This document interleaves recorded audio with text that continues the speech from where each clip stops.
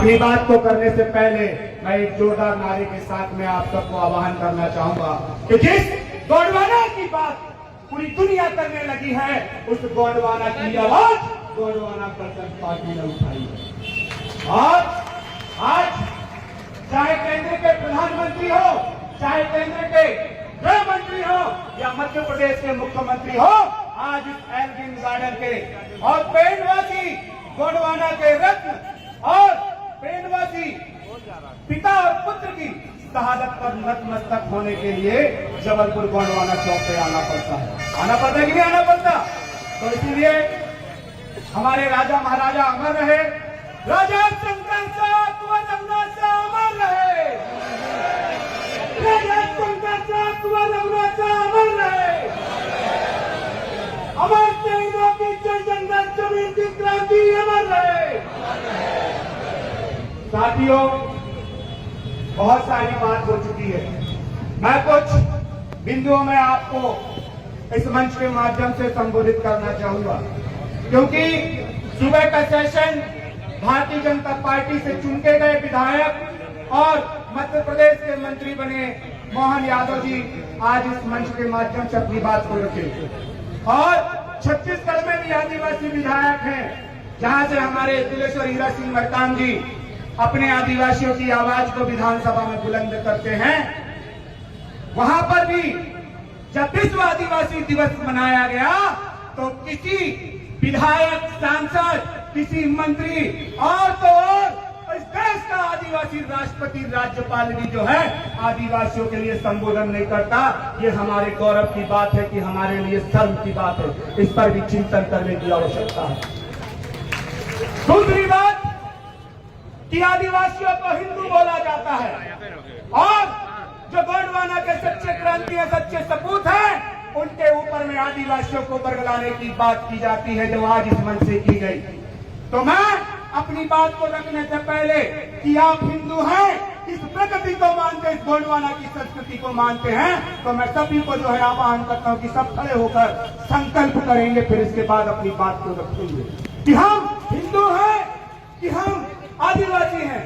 यदि हम आदिवासी हैं तो खड़े होकर कि हम जो है आदिवासी प्रकृति धर्म को मानते हैं, संस्कृति को मानते हैं, और जो हमें हिंदू बोलेगा हम उसके खिलाफ में डंडा झंडा लेकर खड़े हो जाएंगे। ऐसा हम संकल्प करेंगे।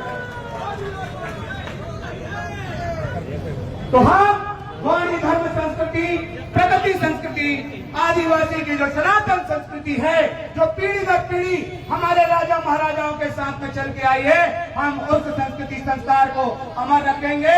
उसके लिए संघर्ष करेंगे। आगे हाथ कर लीजिए और बोलिए कि हम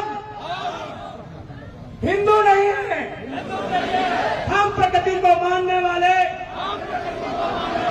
52-57 परगना के राजा, उनकी संस्कृति गोंडियन संस्कृति है, उनकी संस्कृति प्राकृतिक संस्कृति है। और जो हमें हिंदू संस्कृति का बोलेगा, आदिवासी हिंदू है बोलेगा, हम उसका देश में जीना हराम कर देंगे। ऐसे विधायक सांसदों का, मंत्री प्रधानमंत्री का सत्ता पलट कर देंगे। हम इस देश की सच्ची आवाज हैं, इस देश के सच्चे मालिक हैं। हम जल जंगल जमीन के ऊपर अन्याय अत्याचार नहीं सहेंगे। बोलो जोहार जय आदिवासी, जोहार जय गोंडवाना। बहुत बहुत धन्यवाद साथियों। अब मैं अपनी बात को कर्म से रख सकता हूँ।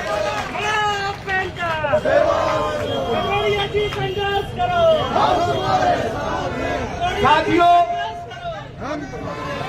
मैं आपके बीच में कुछ चंद शब्दों में अपनी बात को रखूंगा।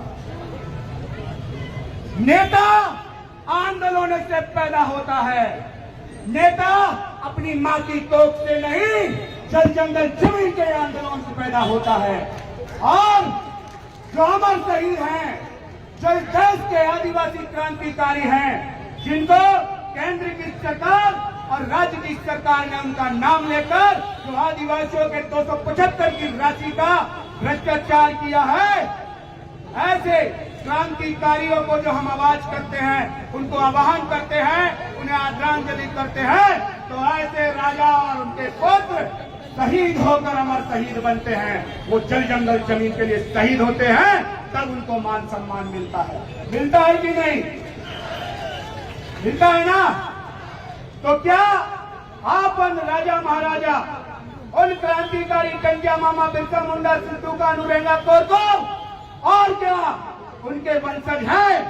उन्होंने इस समाज के लिए, इस देश की जल जंगल जमीन के लिए अपनी जान की कुर्बानी लगा दी। क्या आप सब इस जल जंगल जमीन और भ्रष्ट सरकार के प्रति अपनी कुर्बानी दे सकते कि नहीं दे सकते? एक आवाज लगाकर मुझे बताइएगा जरा। हम अपना अधिकार मांगते, हम अपना अधिकार मांगते। तो साथियों, ये जो अधिकार है, ये अधिकार शंकर साहू और रघुनाथ शाह जी के शहादत दिवस पर लेकर आने वाले समय तक चलनी चाहिए। जिस तरह से रानी दुर्गावती का नाम लेकर रानी दुर्गावती यूनिवर्सिटी बनाई, लेकिन रानी दुर्गावती का इतिहास वहां पे नहीं पढ़ाया गया। जिस तरह राजा शंकर साहू और रघुनाथ शाह जी का नाम लेकर यूनिवर्सिटी कॉलेज बना रहे हैं, लेकिन राजा शंकर साहू और रघुनाथ शाह के इतिहास को नहीं पढ़ाया जा रहा है। ठीक उसी तरह भारतीय संविधान में सामाजिक, आर्थिक और राजनीतिक न्याय सत्ता की बात करते हैं। इस देश का आदिवासी दबा, कुचला और सहमा हुआ है।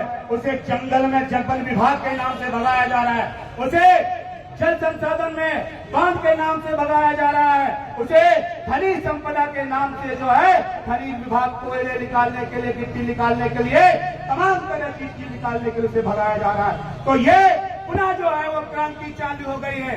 जो हमारे महापुरुषों ने जल जंगल जमीन के लिए लड़ना चालू किया था, अब पुनः जो है ऐसे क्रांतिकारियों की जरूरत है जो अपने जल जंगल जमीन को आने वाले समाज को, पीढ़ी को जो है दिला सके। दिला सकते कि नहीं दिला सकते? तो मैं अपनी बात को यही पर विराम करूंगा और जाने से पहले एक नारा देना चाहूंगा। जल जंगल जमीन हमारी है, जल जंगल जमीन हमारी है,